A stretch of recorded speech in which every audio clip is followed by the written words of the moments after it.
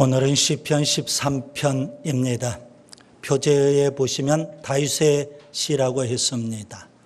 13편의 저자가 다윗이라는 말씀이 있죠.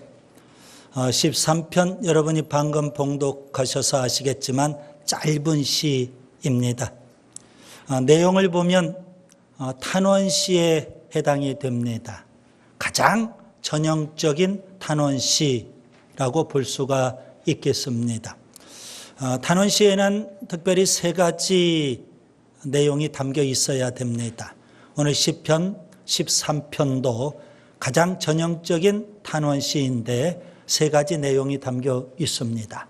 1절과 2절에 보면 탄식하고 있고요. 3절과 4절에 보면 기도하고 있고요. 그리고 5절과 6절에 보면 확신하고 있습니다. 고난의 문제, 어려운 문제 때문에 탄식할 수밖에 없는 상황, 그리고 그것을 기도로 승화시키는 내용, 그리고 기도 이후 하나님 앞에 확신을 갖고 찬양하고 노래하는 내용, 이 바로 시편 13편 탄원시입니다. 저는 오늘 본문을 이렇게 세 단락으로 나누어서 세 가지 교훈을 드리려고 합니다. 첫째, 다윗은 탄식했습니다. 본문 1절과 2절을 보시기 바랍니다. 하나님, 어느 때까지입니까? 그렇게 다윗은 하나님 앞에 네 번에 걸쳐서 탄식하고 있죠. 하나님, 어느 때까지입니까? 그 정도로 다윗은 아주 극심한 고난 가운데 있었음을 알 수가 있습니다. 그가 왜 이런 고난을 당하게 됐을까요? 원수들이 공격했기 때문입니다. 본문을 자세히 보세요. 내 원수가 나를 치며 자랑하기를 어느 때까지 하리이까? 원수들이 무자비할 정도로 다윗을 공격합니다. 그리고 그들은 의기양양하고 있습니다. 그래서 다윗이 탄식할 수밖에 없죠. 그 다음에 하나님은 침묵하시는 듯 했습니다. 본문을 계속 보시면 여호와여 어느 때까지니까 나를 영원히 잊으시나이까 주의 얼굴을 나에게서 어느 때까지 숨기시겠나이까. 원수들이 그렇게 무자비할 정도로 다윗을 공격하는데 이럴 때 하나님이 직접 개입하시고 하나님께서 다윗을 도와주셔야 되지 않겠습니까? 그런데 하나님께서 다윗을 외면하시는 듯합니다. 하나님께서 침묵하시는 듯합니다. 하나님께서 숨어 계시는 듯합니다. 하나님께서 다윗을 잊어버리고 계시는 듯합니다.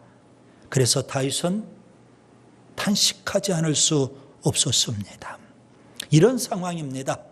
원수들은 무자비하게 공격하고 하나님은 침묵하고 계시는 듯하고, 그래서 다윗은 마음에 번민과 근심에 쌓일 수밖에 없었습니다.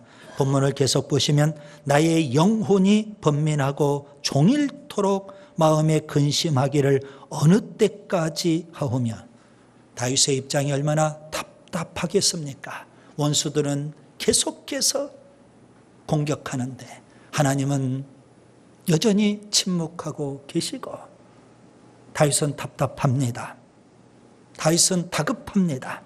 그래서 마음에 번민이 찾아왔고 근심이 떠날 수가 없었습니다. 그래서 그가 지금 탄식하고 있는 겁니다. 여러분, 아브람 잘 아시죠? 하나님께서 아브람을 부르셨습니다. 75세 때. 그래서 아브람 모든 것 다 포기하고 하나님의 부르심, 하나님의 인도하심에 따라 가나안 땅에 도착했습니다. 하나님께서 나타나셨어요. 이 땅을 네 후손에게 주리라. 이 땅을 주리라. 그리고 후손을 번성하게 하리라 약속하십니다. 창세기 12장에 나오는 내용입니다. 창세기 13장에 보면 그 땅에서 아브라함이 조카 롯과 헤어지게 됐습니다. 그때 하나님이 또 나타나십니다. 이 땅을 주리라. 자손을 번성하게 하리라. 창세기 15장 하나님께서 또 나타나셨습니다. 그때 아브라함은 하나님 앞에 이렇게 제안을 합니다. 하나님, 제가 자식이 없지 않습니까? 하나님, 제가 데리고 있는 종 가운데 다메섹 사람 엘리에셀이 참 신실한데 이 엘리에셀을 양자로 삼고 상속자로 삼고 싶습니다. 하나님께서는 고개를 저으셨어요. 그리고 약속하십니다. 이 땅을 주리라. 자손을 번성하게 하리라. 창세기 15장 계속 보시면 하나님께서 또 나타나셔가지고 아브라함과 언약을 맺습니다. 그때도 또 하나님이 동일한 약속을 하셨습니다. 그렇게 세월이 계속 흘러갑니다.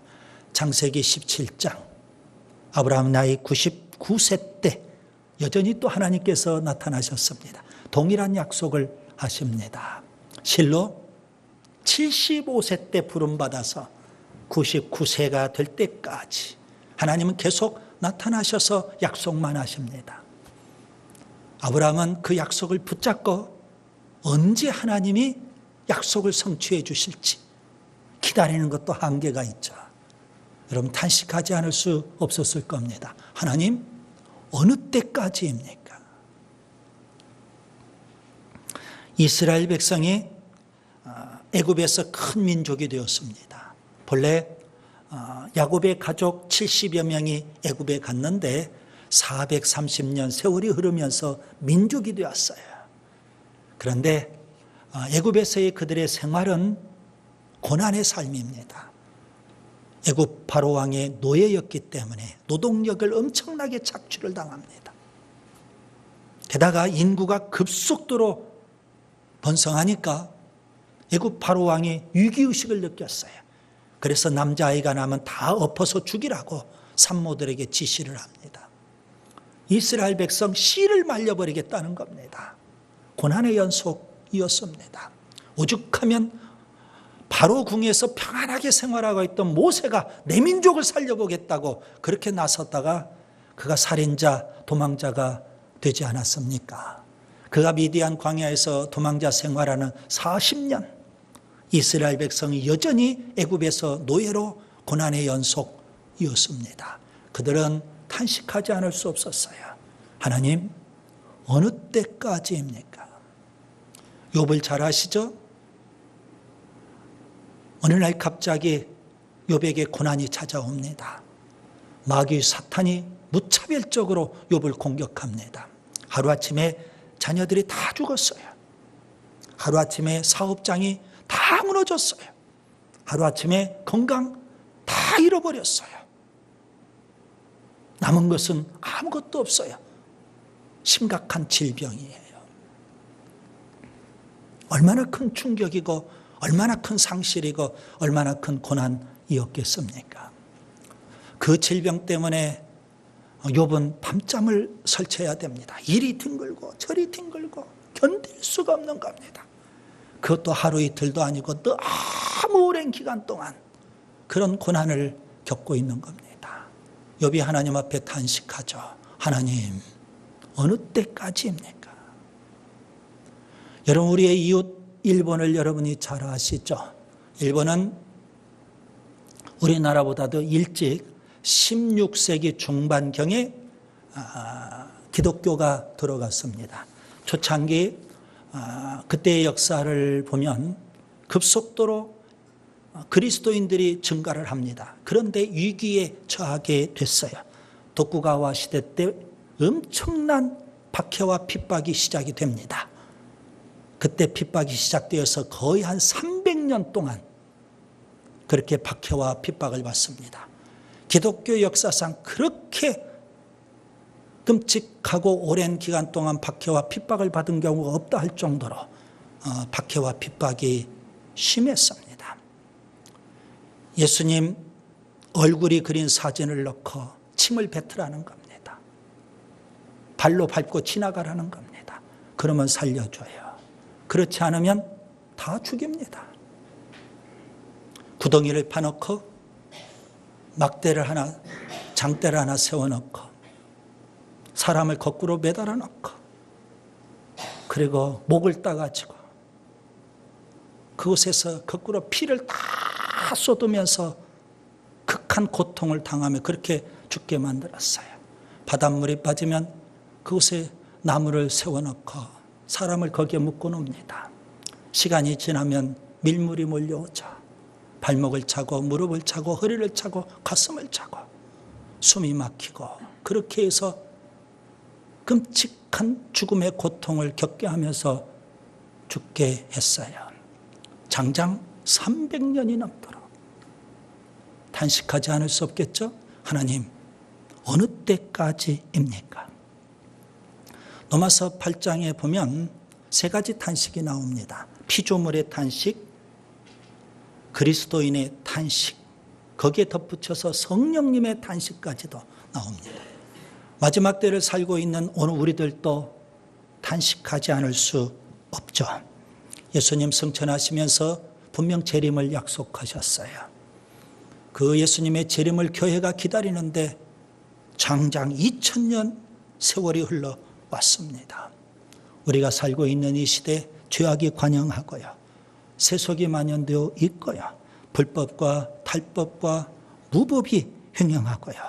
비진리와 이단이 판을 치고요. 게다가 지구촌 구석구석에서 전쟁, 지진, 화산 폭발, 폭염, 산불, 홍수, 갖은 기록적인 그런 재해들이 계속되고 있어요.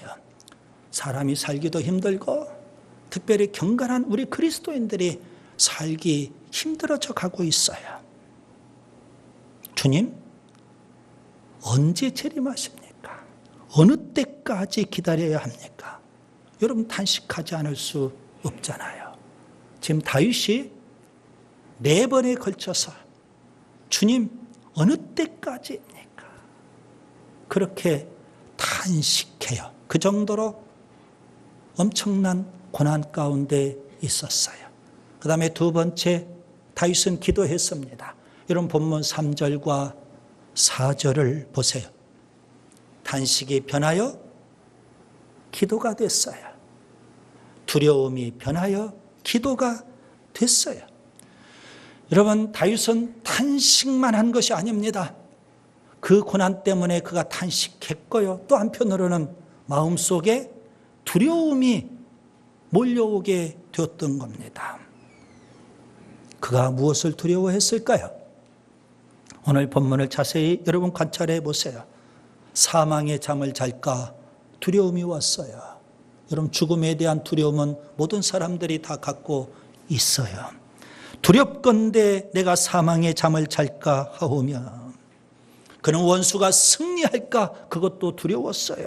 두렵건대 나의 원수가 이르기를 내가 그를 이겼다 할까 하오며 그는 사망의 잠을 잘까 이것도 두렵고요. 원수가 승리하는 것도 두려웠고요. 게다가 자신이 요동할까도 두려워했습니다. 오늘 본문 표현은 없지만 이렇게 제가 표현하려고 합니다. 두렵건대 내가 흔들릴 때에 나의 대적들이 기뻐할까 하나이다. 두려움이 몰려오게 되는 거예요. 여러분, 두려움은 불신앙입니다. 우리 그리스도인이 사람을 두려워하거나 환경을 두려워하거나 문제를 두려워하거나 마귀 사탄을 두려워하면 안 돼요. 심지어 죽음도 두려워해서는 안 돼요. 여러분, 우리가 두려워해야 될 분은 오직 하나님이신 줄 믿습니다.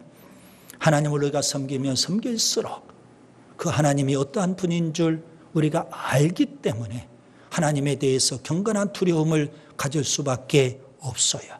이사야서 41장 10절 두려워하지 말라 내가 너와 함께 함이라 놀라지 말라 나는 내 하나님이 됨이라 내가 너를 굳세게 하리라 참으로 너를 도와주리라 참으로 나의 의로운 오른손으로 너를 붙들리라.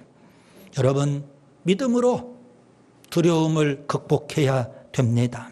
여러분, 우리가 가만히 있으면 고난 때문에, 삶의 문제 때문에, 어려움 때문에 탄식이 나오고 한숨이 나오지만 또 한편으로는요, 두려움이 우리 속에서 자꾸 증폭되어 가는 겁니다.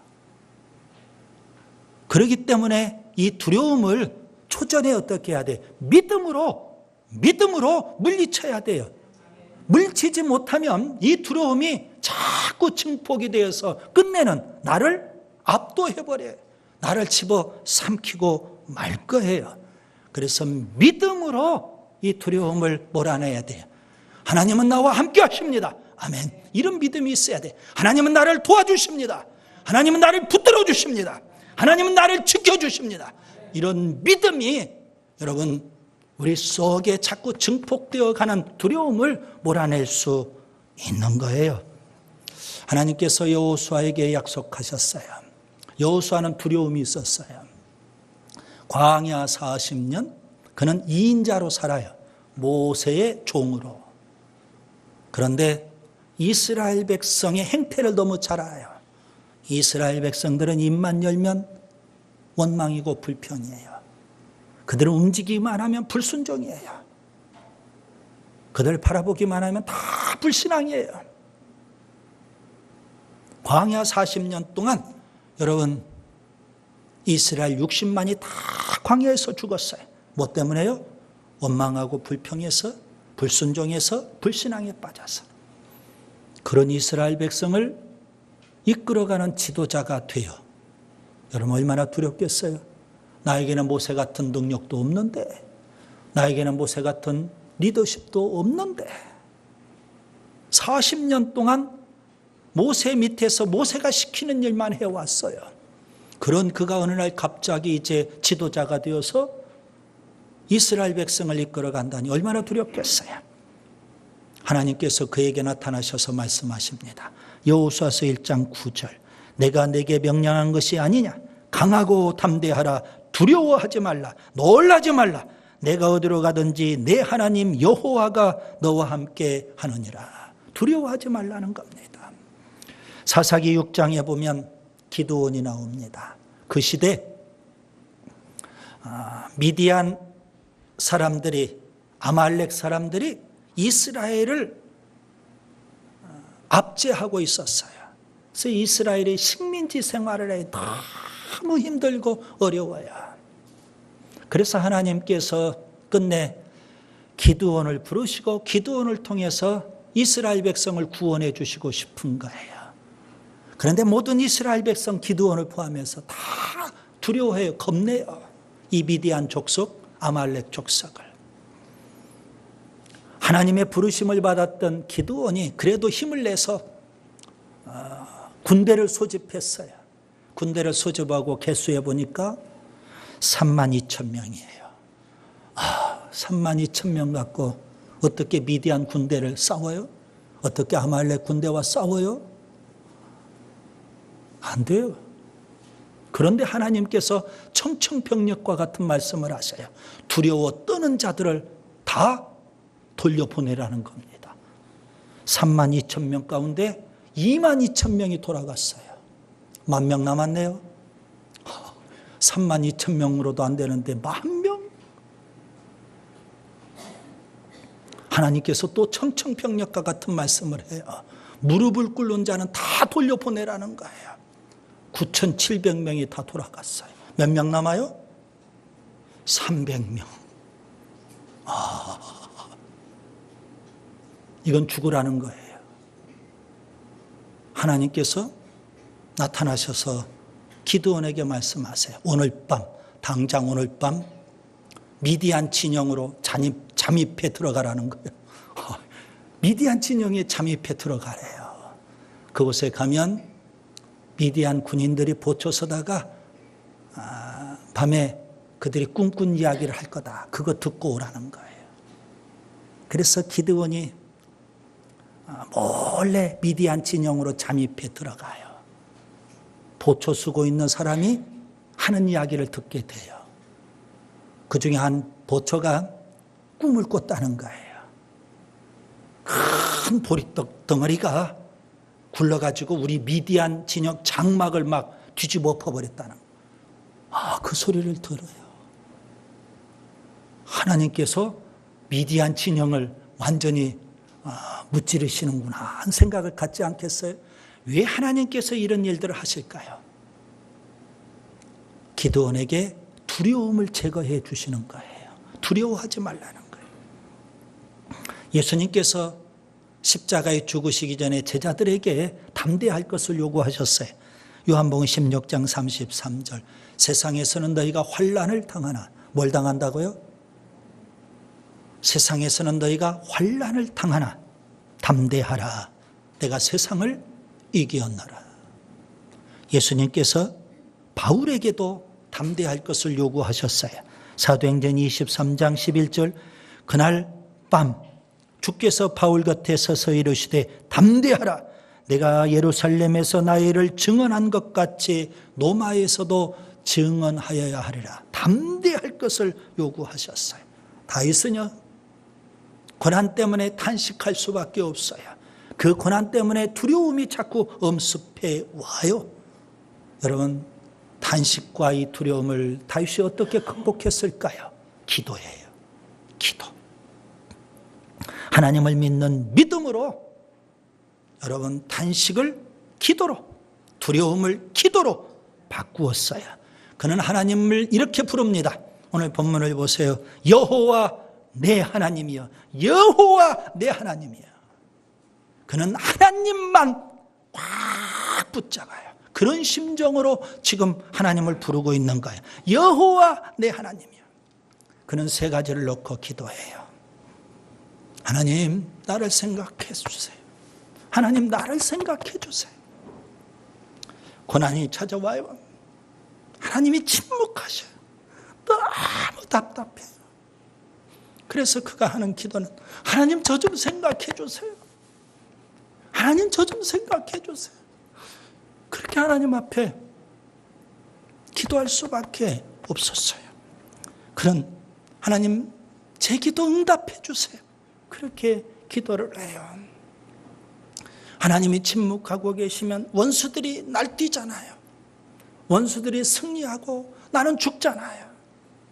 하나님, 빨리 응답해 주세요. 하나님, 빨리 내 삶에 오셔서 이 고난의 문제를 해결해 주시고 원수들을 물리쳐 주세요. 그렇게 기도하는 거예요.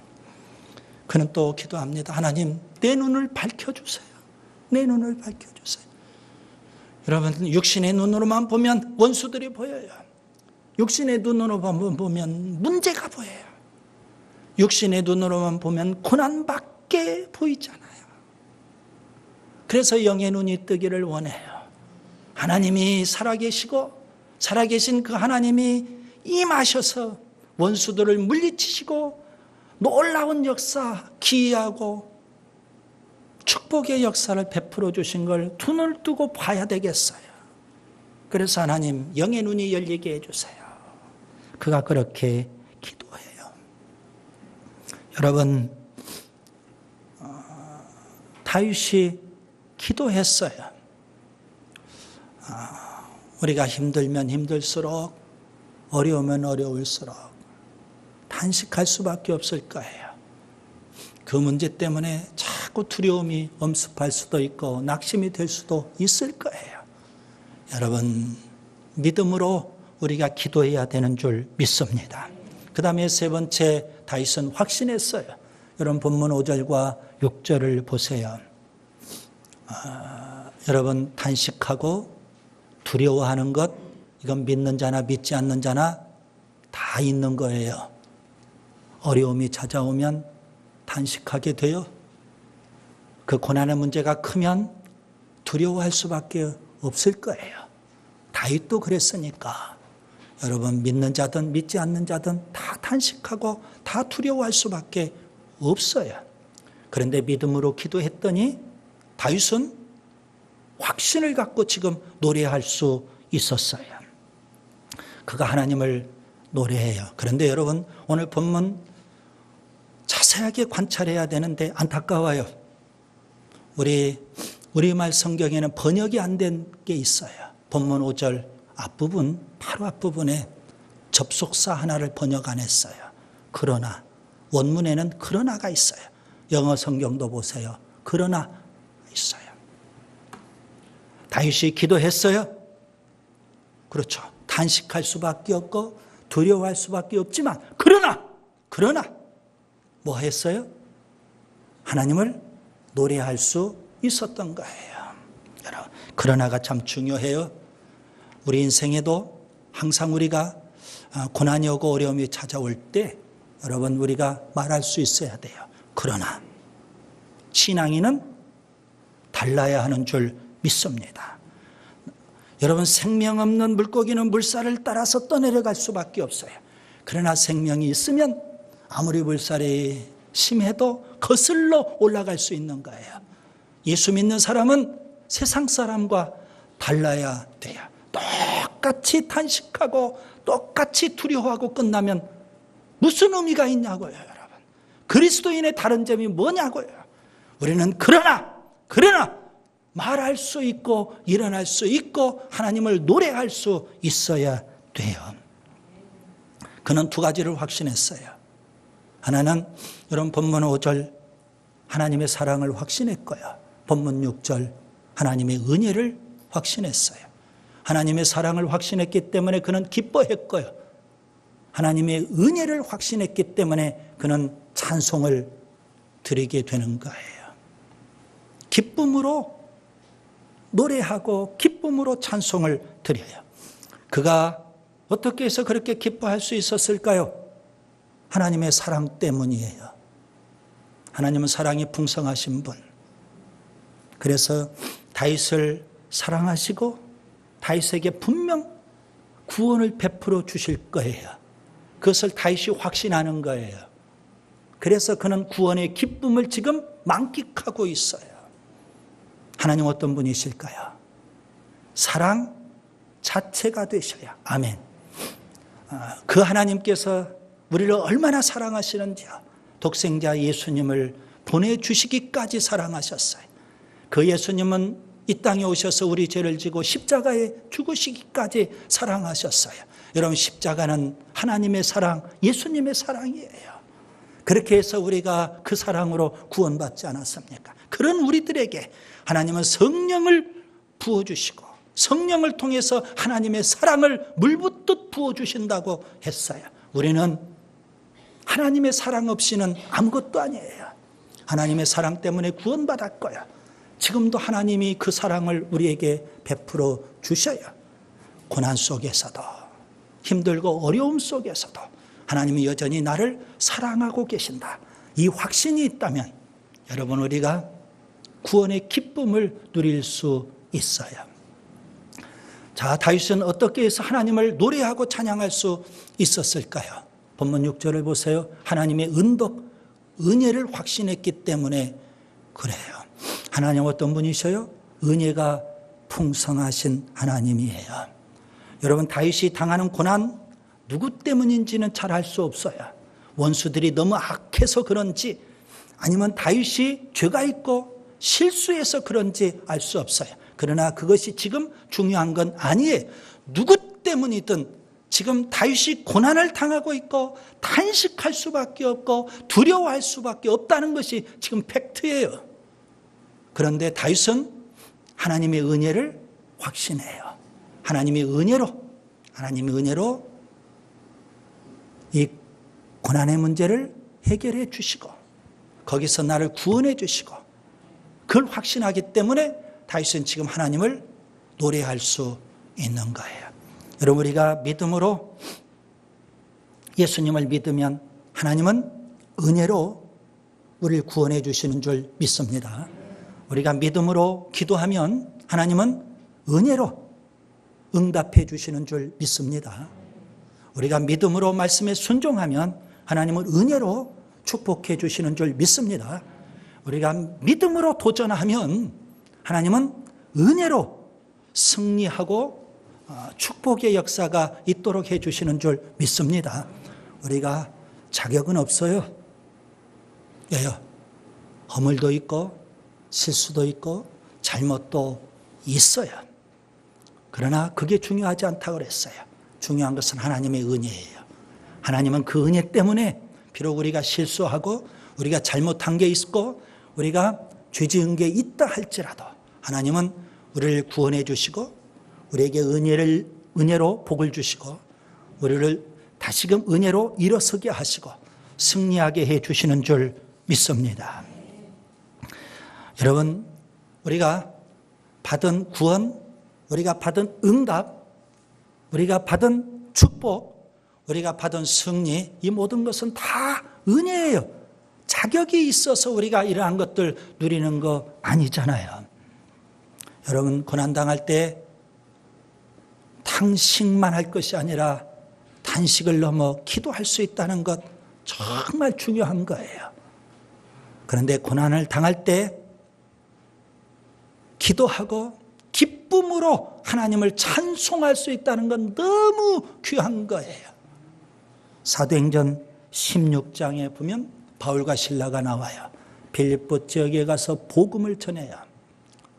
그런데 빌립보 사람들이 너무 극렬하게 반대를 해요. 매를 너무 많이 맞았어요. 거의 정신 놓을 정도까지 매를 맞아요. 그리고는 감옥에 갇히게 됐어요. 한밤중이 되어서 정신을 좀 차리게 됐고요. 그 깊은 밤, 깊은 감옥 속에서 바울과 실라가 기쁨으로 하나님을 찬송을 해요. 기쁨으로.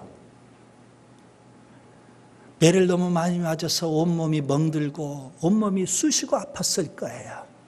그런데 기쁨으로 찬송을 드려요. 그렇게 해서 탄생한 교회가 빌립보 교회예요.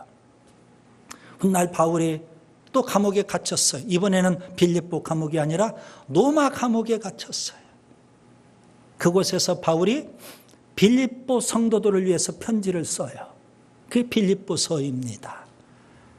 그 편지의 내용 가운데 이런 내용이 있어요. 빌립보서 4장 4절에 보면 주 안에서 기뻐하라. 내가 다시 말하노니 기뻐하라. 기뻐할 것을 말씀해요. 누가요? 감옥 안에 있는 바울이 감옥 밖에 있는 빌립보 성도들을 향해서 기뻐하라는 겁니다. 빌립보서 2장 5절부터 11절에 보면 예수님을 찬송하고 있어요. 신학자들은요, 이 빌립보서 2장 5절부터 11절의 이 말씀이 초대교회 그 당시 찬송가 가사였다고 그렇게 추정을 합니다. 바울은 감옥 안에서 기뻐하고 그리고 주님을 찬송하고 있어요. 그리고 그것을 편지에 담아서 빌립보 성도들에게 주어요. 기쁨으로 뭐 하라고요? 찬송하라는 겁니다. 고난받고 있는 나, 감옥 속에 갇혀있는 나, 내가 기쁨으로 찬송하지 않느냐. 기쁨으로 찬송한다는 것 참 중요한 일이에요. 2차 세계대전 때 유대인들이 엄청난 박해와 핍박을 받았죠. 독일로부터 600만 명이 학살당했어요. 그 독일의 수용소 벽에 이런 글귀가 있어요. 아마도 그들이 죽어가면서 손톱으로 벽에다가 이런 글귀를 남겼다고 합니다. 비록 태양빛이 우리에게 비치지 않지만, 어둠침침한 감옥이죠. 태양빛이 우리에게 비치지 않지만 우리는 태양이 있음을 믿노라. 비록 사랑이 우리에게 느껴지지 않지만, 주님의 사랑이 우리에게 느껴지지 않지만, 그렇죠. 이런 엄청난 고난을 당하고 지금 죽어가고 있잖아요. 사랑이 우리에게 느껴지지 않지만 우리는 주님의 사랑을 믿노라. 비록 하나님이 침묵하시지만 하나님이 오셔서 역사하셔야 되는 거 아닙니까?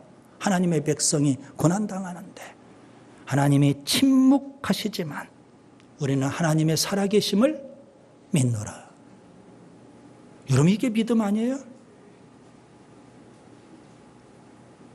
그 믿음으로 다윗처럼 오히려 기쁨으로 찬송을 드린다면 하나님께서 얼마나 기뻐하시겠어요.